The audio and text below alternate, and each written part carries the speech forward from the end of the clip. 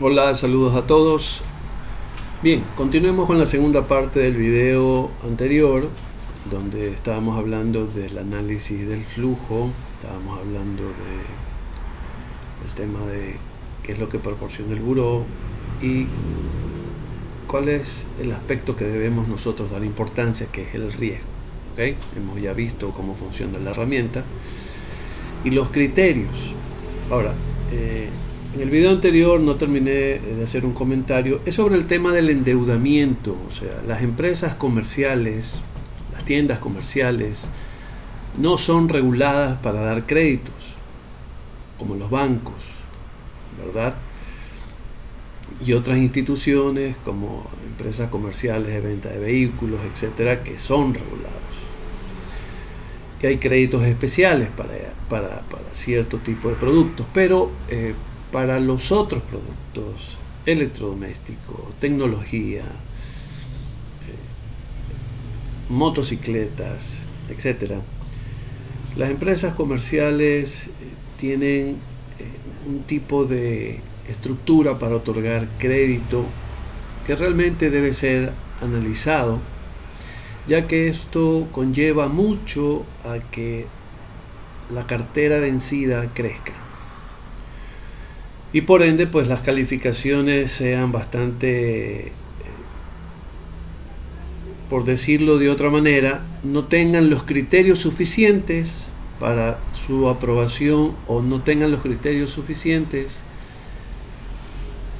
y adicionalmente no tener los criterios suficientes, aplicas una estructura de aprobación de crédito no acorde a los parámetros que requiere tesorería.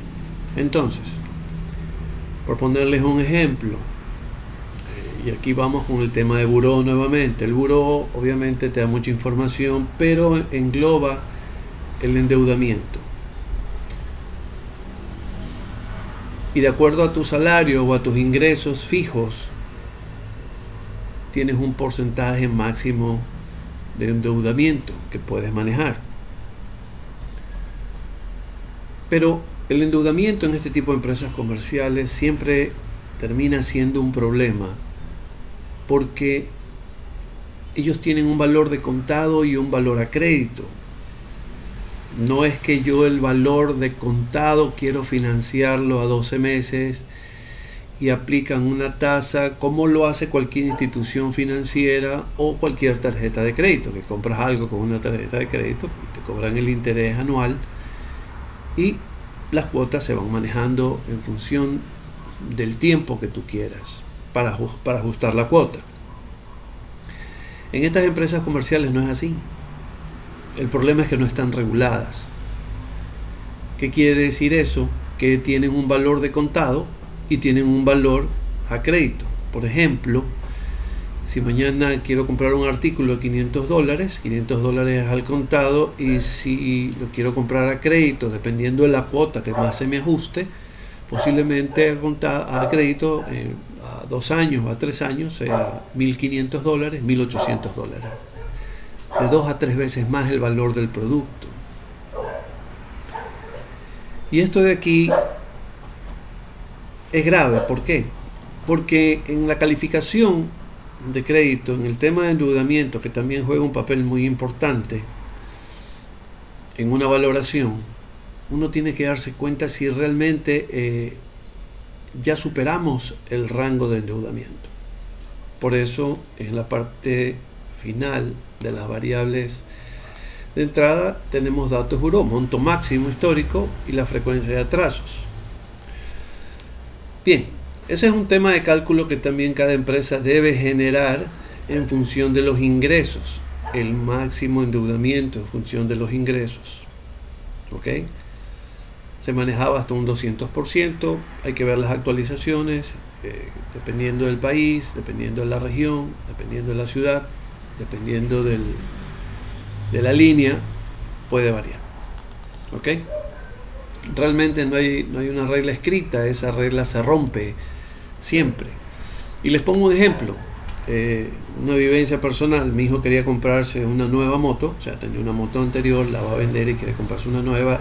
Su planificación financiera era comprarla de contado. ¿Ok? Comprarla de contado implica un tiempo de espera, pero quiso adelantarse, ir viendo las opciones, ya tenía una muy clara, le gustó esa opción y quería arriesgarse a ver si la podía comprar. Me dijo, acompáñame. Y él tenía cierta cantidad de dinero para dar de entrada. Esta moto costaba como $2.500. Si dabas una cuota de entrada, la diferencia era 1.500. Y en tu cabeza funciona así. A nivel financiero funciona así. Pero esta empresa le presentó una tabla de valores a crédito, donde él a ese valor a crédito le podía hacer el abono de la entrada, porque era un valor a crédito. Se rompía totalmente el esquema. Seguidamente, pues en esa tabla, de lo que pude obtener una foto, decía que ellos cobraban en ese valor a crédito 1,30% mensual, que multiplicado por 12, pues era una tasa aproximadamente del 16%, 17%, aproximadamente, más o menos. Que sea del 20 y pico por ciento, 25%, no habría problema. Por el tema del riesgo, cuando son personas jóvenes que no tienen mayor experiencia crediticia, pero él sí tenía, ya había comprado su primera moto a crédito con un mecanismo muy similar, menos agresivo que el de este almacén. En total, el valor a crédito de esa moto era de $6.125, o sea, de $2.500 a $6.125. Entonces, simplemente no cuadraban los números. Saqué el cálculo en un app de tablas de amortización que lo pueden encontrar en cualquier, lo pueden tener en cualquier celular, una app financiera, y daba la casualidad de que ellos, de ese valor de 2.500 al contado, para llegar a un valor a crédito de 6.125, cobraban una tasa aproximada del 5% mensual, o sea, 60% anual. Bastante agresivo, por no decirlo de otra manera. Y la plata que él tenía, que eran como $1.000 para hacer el abono en ese momento, pues simplemente daban de baja $1.000 de los 6.000. O sea, no daban de baja $1.000 de los 2.500, no. Daban de baja $1.000 de los 6.000. Y lo peor de todo es que este almacén trabajaba con un banco local, el cual aceptaba que se firmaran estos papeles. Y aceptaban que se firmen estos papeles porque en buró de crédito él salía aceptado, pero él no tenía la capacidad, en función de sus ingresos, de tener un endeudamiento tan alto. Era imposible. Su endeudamiento máximo llegaría al valor de la moto, no más, por su salario. Su salario es un salario básico. Para acotar, si mañana tenemos este tipo de prácticas y dentro del análisis podemos evidenciar no solamente el riesgo por el tema de flujo, por la tolerancia al riesgo, por el parámetro de tolerancia, sino también por el monto máximo de endeudamiento, tenemos muchos factores para rechazar un crédito. Si los aceptamos es porque queremos en un momento dado tener un riesgo superior al que en un momento dado deberíamos, por seguridad, manejar. Por ejemplo, la tolerancia al riesgo de un 25% es aceptable en un flujo. Pero si mañana entramos con un 8%, como está aquí en el ejemplo, el 8%, tenemos un riesgo mucho más elevado. Bien. Ahora, conversamos en el video anterior sobre la técnica de negociación, ¿verdad? Cuando esta cartera aquí, si yo acepto esto y le doy el crédito y esta cartera aquí está vencida, todos estos valores cambian. Como ustedes ven, he hecho una simulación de un aumento de endeudamiento, ¿verdad? Muy leve, sigue manteniendo el ahorro, pero ya no me paga. Esto de aquí hay que verificar si varió o no, por ende son casillas o variables, perdón, que tenemos que ir ajustando mucho más todavía para poder decidir si en mi técnica, en el manejo de mi técnica de negociación, yo voy a darle una extensión de plazo, un diferimiento de plazo. Y aquí va lo que se mencionaba. En la técnica de negociación, el insumo con que se alimenta la técnica de negociación es el conocimiento. Ya tenemos el conocimiento, tenemos el buró, tenemos el monto máximo de endeudamiento, tenemos el buró inicial, que esto es algo histórico que deben tener por cada cliente, esto es una herramienta que deben tener por cada cliente. Tenemos el buró final, que es cómo se ha modificado. Recuerden que cuando las personas empiezan a tener problemas, hay consumos que en vez de hacerlos con los ingresos, empiezan a ocupar los créditos de las tarjetas para poder solventarse, y es normal. Es una práctica normal porque obviamente si bajan tus ingresos tienes que igual seguir manteniendo tu forma de vida. O sea, no estamos hablando de vivir con lujos, no, pero tienes que seguir comiendo, tienes que seguir pagando cuotas celulares, tienes que seguir pagando luz, teléfono, internet, etc. O sea, eso no va, eso no para. Los ingresos bajan, te empiezas a comer los ahorros, ¿verdad? Y empiezas a priorizar. Y obviamente posiblemente dejes de pagar ciertas cosas. Con este insumo, que es la información y es el conocimiento, yo decido, con esta técnica de negociación que se alimenta del conocimiento, de información, más cómo se originó la aprobación, que en este caso podemos ver que se originó ya con un riesgo implícito, si decido darle una extensión de plazo o ejecuto legalmente, y esta ejecución yo la puedo facilitar dependiendo de cómo estructure el crédito inicial, que tenga opciones legales que ya las vimos en videos anteriores de qué es lo que el cliente debe aceptar para yo poder tener una ejecución más rápida. La intención es que el cliente pague de manera inmediata o me priorice en los pagos, y si no hay flujo, como se ve en el ejemplo, definitivamente pueden usar Solver. Igual la herramienta funciona perfectamente, pero Solver te ayuda a ver las cosas de manera diferente. Puedes decidir esta técnica de negociación, cómo manejarla. O sea, estamos hablando de que si conoces que no hay flujo para el pago de tu deuda, ¿por qué vas a generar una extensión de plazo, una reestructuración, un refinanciamiento que sabes que no te va a poder cumplir? Entonces lo haces para mejorar tu posición en vencido, pero perjudicas a la empresa, porque mientras más tiempo pase, más me cuesta sustituir ese flujo. ¿Qué estoy haciendo? Apalancando a mis clientes cuando nadie me apalanca a mí. Entonces, ¿a dónde voy? Obligado tengo que buscar apalancamiento en los bancos, obligado tengo que buscar apalancamiento en el accionista. Entonces, la técnica de negociación, tengo que tener este ambiente, inicio, fin, para saber qué pasó.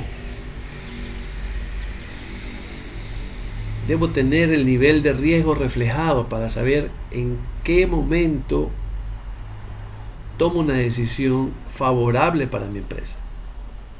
Y tomar una decisión favorable para tu empresa es simplemente decidir lo correcto. Ahora, recuerden, mientras más pequeño es este valor, este porcentaje, más riesgo existe. Eso lo veremos en mi siguiente video, donde haremos un análisis de sensibilidad para que lo tengan mucho más claro. Recuerden, esta es la manera de proceder de manera técnica, saber de dónde salen las cosas y cómo necesitamos entenderlas para poder generar criterios aceptables que permitan tener liquidez y mejorar la rentabilidad. Una eficiente gestión de cobro no es tirar la pelota hacia adelante, no es diferir pagos o reestructurar o refinanciar sabiendo que no hay flujo para que este cliente me pueda pagar. Tenemos que entender los riesgos que tenemos que asumir, tanto en el inicio, que aquí es donde se genera el riesgo, y las consecuencias de ese riesgo. Bien, les agradezco mucho su atención. Espero que la herramienta sea de mucho valor para ustedes. Recuerden, esta es una plantilla ejemplo válida para un análisis muy similar, pero lo que les recomiendo es tomar el ejemplo y diseñen sus propias plantillas en base a sus necesidades. El balance, la variable de salida, que es la tolerancia al riesgo, es una decisión que la toma tesorería. Las variables de entrada tienen que ser muy bien escogidas y muy bien identificadas, y tienen que ser justificadas. Como les dije, las variables de entrada tienen que darme un flujo cierto, algo donde yo pueda tener criterio. Y en lo que respecta a aprobaciones de crédito, manejar el monto máximo de endeudamiento es crucial. No se lo maneja mayormente, es un criterio que realmente se lo ha pisoteado. Y les puse el ejemplo que lo viví junto con mi hijo, donde realmente él no tenía ningún impedimento para que él firme un documento sobre una deuda de, dando los $1,000, $5,125. O sea, los $1,000 era para ellos, me imagino, una ganancia neta a la vena, y simplemente en 10 meses ellos recuperaron el valor de la moto, y el resto pues wow, una ganga, un negociazo. Pero no debe ser así. Eso es un error. Esperemos que en algún momento puedan ser reguladas. Mientras tanto, si no son reguladas y se actúa de esa manera, es simplemente hacer un poco más coherente estos temas, porque posiblemente ya estás matando a un posible cliente que está creciendo, que mañana va a necesitar más artículos de tu empresa. ¿Ok? Bien, un abrazo. La próxima semana veremos el análisis de sensibilidad con esta misma herramienta. Obviamente nos enfocaremos en una herramienta, así como nos enfocamos con Solver aquí, nos enfocaremos con una herramienta que es buscar objetivo, y nos basaremos en lo que es valores extremos, el análisis de valores extremos para hacer el análisis de sensibilidad. Recuerden siempre, mientras más pequeño este valor, este porcentaje, mayor riesgo tienen ustedes de incumplimiento. Bien, les agradezco mucho, pasen muy bien, bendiciones.